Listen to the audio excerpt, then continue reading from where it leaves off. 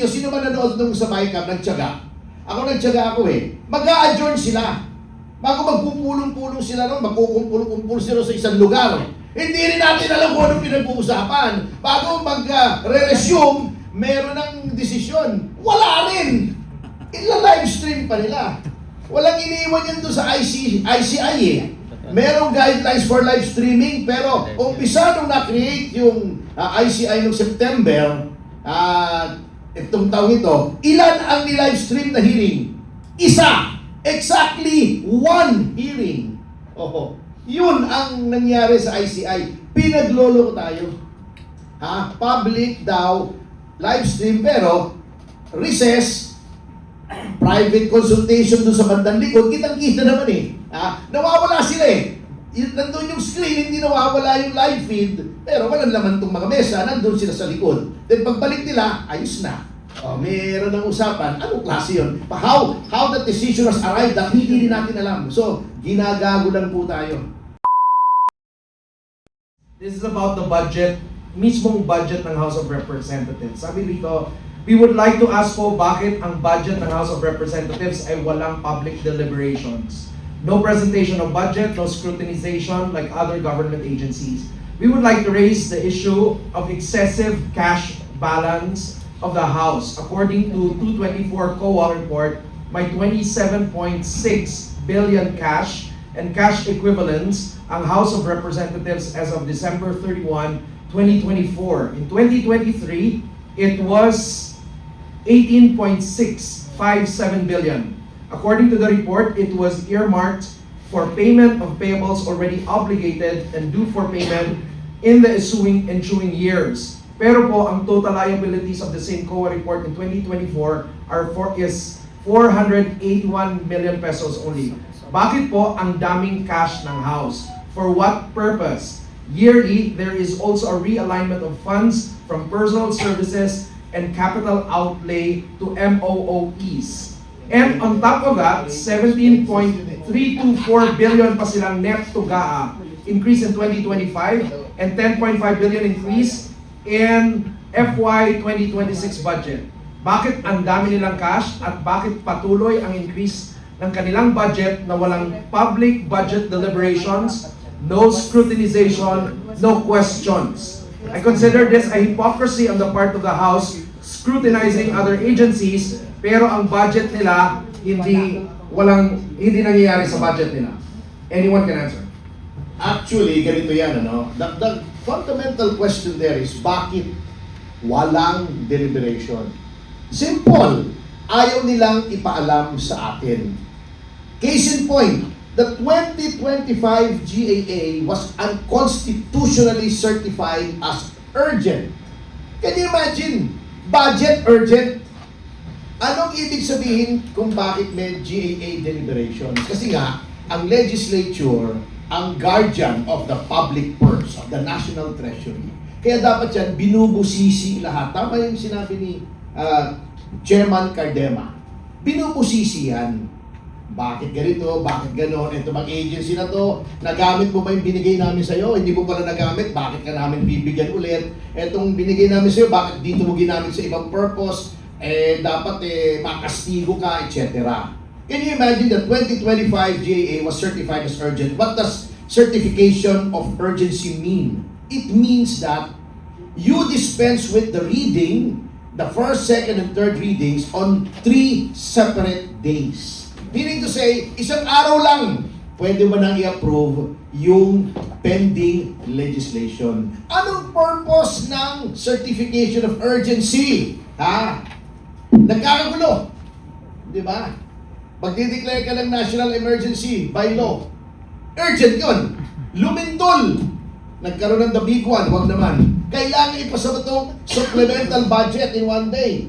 Ang daming natabunan, ang daming nagugutom, walang tubig, walang kuryente, one day. Pero budget, urgent. Di ba kinall out nga si Pangulong Marcos ni Justice Lloren in his separate opinion? It is unconstitutional because you do not use a certificate of urgency on the budget, which is supposed to be subjected to the longest debate. Kasi unang-una, yan ang budget ng bayan. Pangalawa, 1 taon a-applyan at Number 3, billion, trillion pa nga ang involved. So, bakit maraming cash? Iniipit nila yung cash. Bakit walang public deliberation? Napilitan lang sila. Eto, kung napapansin nyo, napilitan lang sila sa MyCam. Pero kung napapansin nyo, sino man nanood nung sa MyCam, nagtyaga? Nagtyaga ako eh. Mag-a-adjourn sila. Bago magpupulong-pulong sila nun, magkukumpul-kumpul sila sa isang lugar. Hindi rin natin alam kung anong pinag-uusapan. Bago mag-resume, meron ng desisyon. Wala rin! Ila-live stream pa nila. Walang iniwan yan doon sa ICI eh. Merong guidelines for live streaming, pero umpisa nung na-create yung ICI noong September, itong taong ito, ilan ang ni-live stream na hearing? Isa! Exactly one hearing. Oho. Yun ang nangyari sa ICI. Pinaglolo ko tayo. Public daw, live stream, pero recess, private consultation doon sa bandang likod, kitang-kita naman eh. Nawawala sila eh. Nandun yung screen, hindi nawawala yung live feed, pero walang laman itong mga mesa, nandun sila sa likod. Then pagbalik nila, ayos na. Meron ng usapan, anong klase yun? How the decision has arrived at hindi rin natin alam. So, ginagago lang po tayo. Kunwari transparent. Oo, kunyari, ay nako. Parang ICI na lahat, kunyari lang, puro dapat talaga ang palitan na ang yung, di ba, meron silang parang steam, yung may bagong buhay, di ba? Oo, dapat palitan na niyo yung kanta ni Ano ipapalit mo? yung kay, sino to? Si Anthony Castello? Balat kayo pala ang Wow. Balat kayo. Sir Gardena, you wanna add to this? Tingaling balat, partner. Siguro, madagdag ko lang yung experience namin dyan sa house.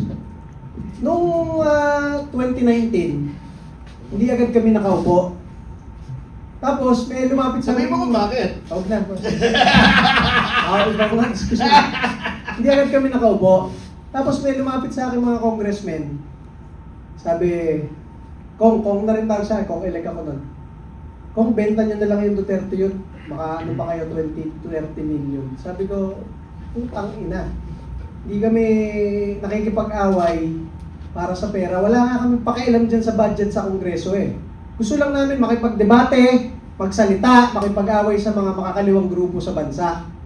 So yan ang nangyari. Pag-upo namin sa Kongreso, Vice Chair kami ng National Defense, yun ang tinututukan namin. Kaya tinutulungan namin mga kabataang Pilipino, huwag ma-recruit ng NPA at ito mga taga-AFP at PNP. Tapos ang House Bill ng Duterte Youth Party List noong unang term namin, yung pagbabalik ng Anti-Subversion Law, Anti-CPP-NPA Act, na kapag ikaw nagtatransact, nangongolekta ng revolutionary taxes and everything, lahat kayo, o ikaw politiko na nagbibigay ng pera sa mga makakaliwang grupo sa NPA, kasali ka rin. Mga ganyan. Kinakausap na naman kami ng mga ibang kongresista. Kung, pasensya na hindi kami makapirma dyan eh. Sayang yung mga botanteng mga makakaliwa sa probinsya, marami yun. May ganon. Meron naman. Ronald, okay yan. Kaya lang hindi kami makasuporta kasi magrarally itong mga makakaliwa sa probinsya namin eh. Sabi ko sa mga kongresista, medyo radical kasi kami sa kongreso.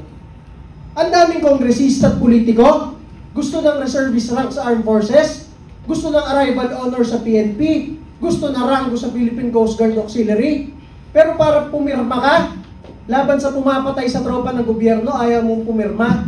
Anong tawag sa ganyan? Diba? So, layuan na naman yung ibang congressman sa amin. Nung second term namin, under Marcos administration, eto na. Kami lang ang nag-file ng pagbabalik ng death penalty by firing squad para sa lahat ng taga-gobyerno na kasali sa plunder, kasali sa mga ghost projects. Wala man lang pumirma kahit isa. Tapos hindi kami kinakausap. Tapos eto na, pagdating ng 2024, ang dami nga nung sinasabi ko sa inyo, bagong Pilipinas Servisyo Fair. Nasabi ni Mayor Magalong, pag umattend ka, meron kang 777, 21 million para sa isang attendance. Sa 31 na invitation sa amin dyan, ang inyong Duterte Youth Party List, hindi namin kayang umaten. Masabi ko sa inyo, ang daming umaten, 200 plus, hindi namin kaya umaten. Tuwing magpapadala ng invitation ng Office of the Speaker, pino-forward ko kay Congressman Pulong Duterte at kay Vice President Sara Duterte. Sabi ko, ma'am, hindi kami atin sa ganito ha. Minsan nag-invite sa Davao pa. Davao City pa mismo. Sabi ko, ma'am, sorry, hindi kami atin kahit Davao City to. Alam ko namang sa kabilang side to. So, ganyan ang nangyayari. Kahit nung mismong Quadcom hearing ni Pangulong Rodrigo Duterte, 14 hours mula 10 a.m. hanggang 12 midnight, Duterte Youth Party List. Hindi namin kayang hindi pagtanggol si Pangulong Duterte. Kahit sinasabihan kami ng mga kongresista doon, pare, huwag kayong magsasalita dito ha. Naka-register na kaming magsasalita. Tinanggal pa kami sa listahan. Nilapitan ko lang yung Quadcom. Sabi ko, pinagsalitaan niyo yung tatlong makabayan? Kami hindi, magwawala ako dito. Wala akong pakialam. Sinabi kong ganon. Kaya nung 11 p.m. nakapagsalita kami 1 hour before mag-adjourn. Kasi galit nga ako dito sa mga makakaliwa eh. Bakit ang daming privileges ng mga makakaliwa doon? Tapos kami, gusto lang namin magsalita, ipagtanggol si Rodrigo Duterte na nakasalang sa Kongreso, ayaw kaming pagsalitain. Wala ba kaming karapatan bilang kinatawan ng taong bayan? Napakaraming Pilipino, wala man lang boses sa Kongreso, wala man lang magtanggol kay Pangulong Rodrigo Duterte. Kaya sabi ko, magwawala ako dito pag hindi niyo pinagsalita Duterte yun. So ganyan ang aming status sa House. Hindi kami nakikialam dyan sa mga kaperahan sa House, medyo outsider kami. Hindi kami umaten sa bigayan ng kahit ano dyan. Kahit sabihin na, Kong, meron nga lumapit sa akin, Kong, naka-ano na ako, 300 million na. Meron isa, naka 600 million, nakaka-attend lang. Duterte Youth Party List ninyo, masabi ko sa inyo, kahit piso, wala. At masabi ko sa inyo, eto sa Pilipinas, sa Pilipinas, pupunta ako sa barangay, pupunta ako sa isang bayan, pupunta ako sa isang probinsya. Tapos ang sasabihin ng mga politikong kausap ko, pare mag-e-eleksyon na dito, 500, 1,000 ang bayad sa kada botante. Kailangan niyo yan para manalo. Tangin na ako, iinom na naman ako ng losartan. Yung losartan sa high blood yun. Sabi ko, tangina. Bakit ganito yung mga sinasabi sa akin ng mga barangay chairman, mayor, gobernador na pinupuntahan namin? Dito na lang daw mag-invest sa probinsya nila. Akala ko pag sinabi mag-invest, magdala ng mga foreigner o mga negosyante para mag-invest ng negosyo. Ibig sabihin pala, mag-invest yung party list nyo dito na kayo bumili ng boto. Putang na! Masabi ko sa inyo, ang Duterte Youth Party List ninyo, nanalo ng halos 2.5 na milyon na boto ng mga Pilipino, kahit isa doon, wala man lang binili, kahit piso. Ibig sabihin, ang mandato ng inyong Duterte Youth Party List nakakuha ng 2.5 milyon na boto dahil sa paniniwala sa aming pakikipagdebate at pagsasalita para sa taong bayan. Isipin ninyo, ang Armed Forces of the Philippines at Philippine National Police, Commander-in-Chief nila si Bongbong, pero sa 150 na party list, ang number 1 sa AFP at PNP ngayong taon na ito, Duterte Youth Party List. Sinasaluduhan mo yung Commander-in-Chief mo, pero ang ibinoto mo, yung kaisa-isang party list na naghain ng impeachment para matanggal ang Commander-in-Chief mo. Ganun ang sentimiento ng ating mga pulis, sundalo, mga OFWs buong mundo. Wala kaming ma-hire kahit isang coordinator sa kahit anong bansa buong mundo dahil walang pera ang inyong Duterte Youth Party List. Kahit saan tayo magpunta ngayon, Amerika, China, Singapore, Middle East, Dubai, France, Germany, number 1, Duterte Youth Party List. Wala kaming kakilala kahit isang OFW leader. Pero ang ibinoto ng majority ng mga OFW sa lahat ng bansa buong mundo, kahit mga pulis at sundalo, under ng administrasyong ito, Duterte Youth Party List po ninyo. Ganyan ang aming paninindigan. At ngayon po, pinail natin sa Supreme Court yung aming kaso laban sa COMELEC. Makikita doon ng Korte Suprema. Ang sinasabi lang ng COMELEC, meron daw kaming hindi na-publish na papel noong 2018 nung nag-a-apply kami. Eh nakalagay sa mismong batas ng party list, the COMELEC shall publish. Sino ang nakalagay sa batas na magpapublish ng mga aplikante? COMELEC po. Ang sabi ni COMELEC sa Supreme Court, pwede namin iutos yan. Pwede nyo namang iutos. Wala kayong Oo. inutos, inaprubahan nyo kami. Paano namin mahuhulaan na yung one-pager na yon? Kailangan. Lastly na lang masabi ko sa inyo, sa dami-dami ng party list dyan na bumibili ng boto, sa dami-dami ng party list dyan na nangungurakot, kahit mga kongresista, may kaso ngayon, may alam ng taong bayan nangungurakot kasama sa mga bilyon-bilyong kalokohan ngayon. May kaso ba sila? Wala. Ang tinanggal yung kaisa-isang party list na nakakuha ng 3 seats sa Kongreso, binoto ng 2.5 million na Pilipino, kaisa-isang nagbabalik ng death penalty para sa kurakot sa bansa. Tayo ang pinagtulungan, tayo ang tinanggalan ng budget, tayo ang tinanggalan ng seat sa Kongreso. Pero masabi ko sa inyo, kahit wala tayo sa Kongreso ngayon, kahit sa barangay ng Pilipinas tayo magpunta ngayon, sinasabi ng taong bayan, Sir, Duterte party list po kami, binoto po namin kayo. Hindi tayo yung kahit saan ka magpunta, yan yung mga nangurakot ng bilyong-bilyong malita. Hindi tayo ganon.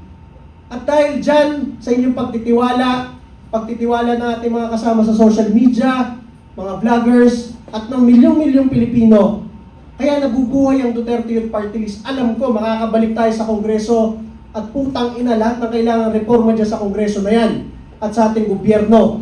Lalo na pag naging Pangulo si Sara Duterte, tayo ang magbabago ng Pilipinas. Talaga.